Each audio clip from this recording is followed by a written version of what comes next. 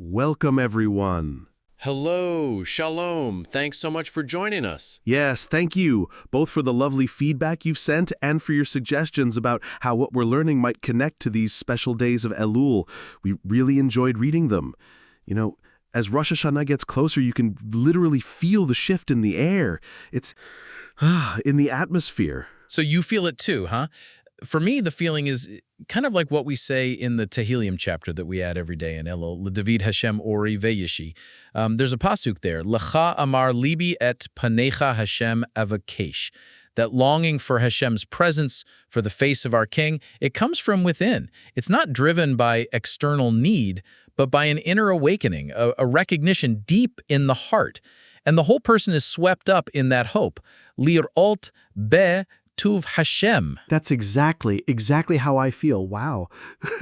Let me tell you something. I think that's why David HaMelech also says in that same chapter, Chazak v'ye'ametz libcha, be strong and let your heart take courage, as if that line is guiding a person to victory, urging us to seize those moments when the heart stirs and to build strength for those other moments, the harder ones, when that inner spark doesn't come as easily and we find ourselves wrestling with the heart. That's just beautiful. I love that Tehillim, especially the way it captures the heart's awakening. So let's look at something similar, right in this week's Parsha, that also speaks about awakening the heart. Seriously, in Ki Tavo? Yes, absolutely.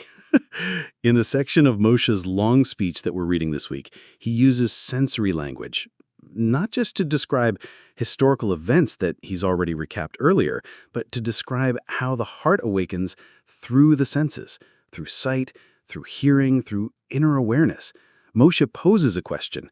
Can these senses, these faculties of perception, really be enough to understand, to internalize? I mean, to truly absorb, to translate insight into action. That sounds like Moshe might be hinting, maybe even rebuking Bnei Israel for not always following through on the powerful things they saw, heard, and experienced while in the wilderness. Don't you think? I think we'll get into that in a minute. But yes, for the senses to lead us toward closeness, for our connection with Hashem to become tangible, it takes inner will, longing, yearning. Without that inner link, the heart lacks what it needs to really see and hear. But wait, we're getting ahead of ourselves. This might all sound a bit abstract, no? So let's break it down. Gladly. Let me try to give this some structure so we can look carefully at the message Moshe is trying to give us here, even if it sounds a bit conceptual. For sure. Let's take it step by step. This heart we're talking about, the heart Moshe longs to open, I'll call it heart access. And that idea comes toward the end of the Parsha. So, with your permission, let me present this as 3 Psukim toward the end of the Parsha, in the section where Moshe is rebuking the people. And from these 3 Psukim, we can ask 3 big questions. Let's list them out. Sure. Question 1, a contradiction. 2 statements that seem to contradict each other. Question 2, selective memory. And the third, free will. Amazing. You're really laying this out step by step. Hey, you asked for it, didn't you? Want to read us the Psukim? Here they are. And Moshe called all of Israel and said to them, "You saw with your own eyes all that Hashem did in Egypt, to Pharaoh, to his servants, and to his land. The great trials your eyes beheld, the signs and great wonders. But Hashem has not given you a heart to know, eyes to see, or ears to hear until this day." Thanks. Now let's locate the 3 questions. First, the contradiction. Moshe says, you saw with your own eyes. And then in the very next line, Hashem has not given you a heart to know, eyes to see, or ears to hear. So, did they see, or didn't they? Say, do you see the question?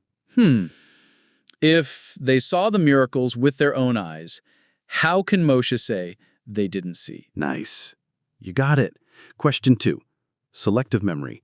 Why is Moshe saying they haven't recognized Hashem's miracles until this day? The Torah tells us they did praise and thank Hashem. They sang Shirat Hayam, the song at the sea, the song of the well, Shirat HaBe'er. So if they expressed gratitude, doesn't that show they understood what Hashem had done for them?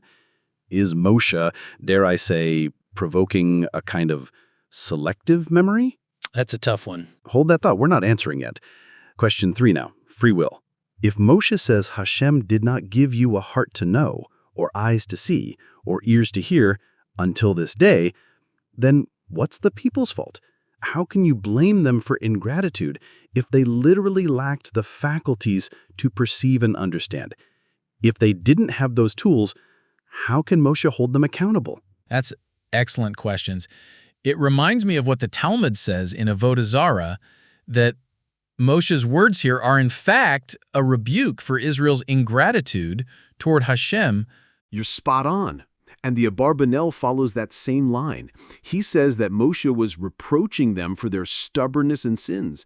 Yes, they saw miracles with their own eyes. Yes, they had intelligence. But their temperament, their inner disposition, caused them to miss the deeper message. They didn't internalize the blessings. So Moshe is rebuking them? Yes, but indirectly. And here's what's brilliant. The Abarbanel suggests reading that last pasuk not as a statement, but as a question, with a tone of astonishment. Can we try reading it that way? Let's do it. So, following that interpretation, Moshe is saying, after everything you've seen, the great signs and wonders, is it possible that you're ignoring it all, as if Hashem had not given you a heart, eyes, and ears? I get it. That tone solves the contradiction. It means the people did see the miracles, but they chose to ignore them. There you go. Now it also explains the rebuke. How could you ignore such extraordinary wonders? That's Moshe's sharp critique. But hold on. They did sing songs of gratitude. So what's the rebuke? Rashi explains that when Moshe says, Hashem did not give you a heart to know, he actually means Hashem did give you the tools, but left it open in their hands.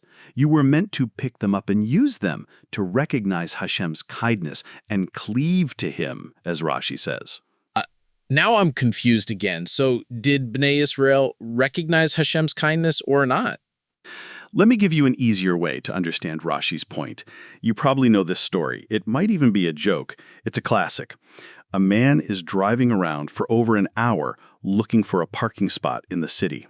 Frustrated, he turns to Hashem in silent prayer. Hashem, Tate, please help me. I'll be a better person from now on. I'll learn Mishnah every day. I'll give tzedakah. Just please help me find a parking spot. And just as he finishes his prayer, he sees a car pulling out right in front of him. And what does he do? He looks up and says, "You know what, Hashem? Never mind. I found one myself." I love that one. It's cheesy, but always funny. So if we take that as a parable, we might say, yes, Bnei Israel did see the great miracles, the great trials, the signs, the wonders. And yes, they even gave thanks. But they only noticed the big, dramatic things. They needed to also see the everyday miracles, the ordinary kindnesses, waking up in the morning, having food, health, friends, work. Those too are signs and wonders from Hashem. It's really wonderful. So great. Only one question remains, the one you called the free choice question, right? Indeed. Let's try to understand this one according to the words of the Shem Mishmuel, the Rebbe of Sochachov. He says, I'm not quoting verbatim, it's roughly like this. In heaven, there's no holding back. Hashem is overflowing with desire to pour out goodness on people.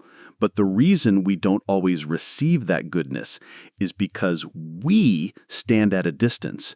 We're not ready to receive.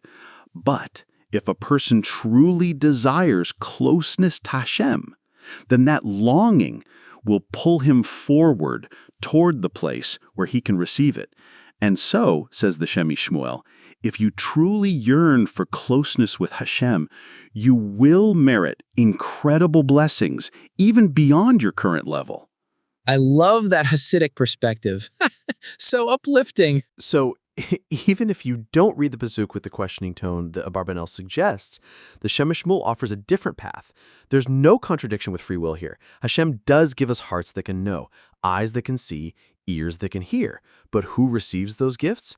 The one who wants to, the one who longs to hear, the one who seeks to see. So what he's saying is, yes, free will. The ability to perceive and internalize Hashem's goodness, that capacity was given to us. Heaven didn't block us from that. The problem is we humans stand at a distance.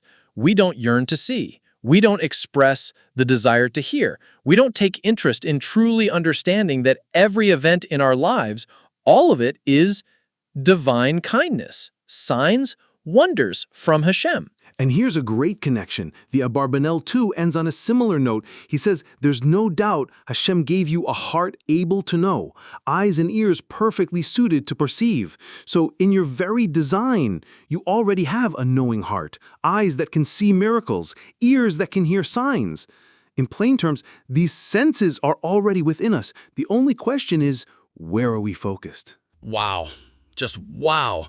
These insights into the Parsha, they connect directly to Elul. This is exactly the time for introspection, for inner awakening, for seeking closeness to Hashem. That's it. 3 Psukim, 3 questions, and the messages we've seen, they're calling out to us. Don't stand far off. You can choose to come closer. If you want that closeness, truly, you'll find the way. Not just get closer. Elul is our chance to step in. Rosh Hashanah is coming. This is the time to see with new eyes what's always been there. This is Elul, the sound of the shofar, that sound that stirs memory, that awakening of wonder. Take that feeling and make it real. Choose to be involved. Step in. Turn your sight into connection. And with your own free will, you can transform a closed heart, if that's how it feels right now, into a heart that yearns. Amazing. Thank you. I really love learning with you. Thank you, and thanks to our wonderful listeners. We'd love to hear your thoughts. Share this Torah with your friends. Don't let them stay back at a distance. Shabbat Shalom. Shabbat Shalom, Achi. Shabbat's almost here.